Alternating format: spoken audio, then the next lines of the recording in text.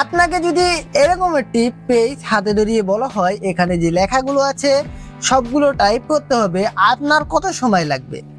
30 minute, 20 minute, আচ্ছা আমি ধরে নিলাম 15 মিনিট। কিন্তু এই লেখাগুলো আমার টাইপিং করতে লাগবে মাত্র 5 সেকেন্ড। কিভাবে করবেন চলুন দেখে আসি। তো জান এর জন্য আমাদের চলে যেতে হবে আমাদের ফোনের যে গুগল ক্রোম ব্রাউজার আছে, এই গুগল ক্রোম ব্রাউজারে আসার পরে ডানি দেখতে পাবেন এটি ক্যামেরা আইকন, এটার উপরে আপনারা ক্লিক করে দিবেন।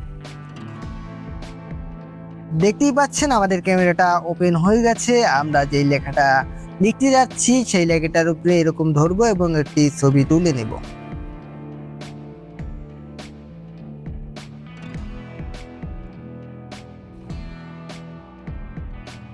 এবং ছবি তোলা হয়ে গেলে দেখতে পাচ্ছেন এরকম একটা অপশন চলে আসবে।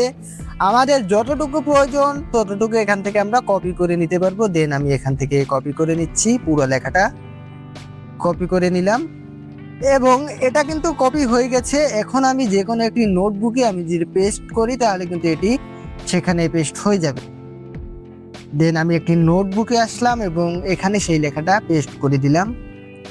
দেখতেই পাচ্ছেন খুব সহজে কিন্তু এখানে আমার লেখাটা পেস্ট হয়ে গেছে। এইভাবে কিন্তু চাইলে যত বড় লেখাই হোক না কিন্তু আপনি খুব সহজেই টাইপিং করতে পারবেন।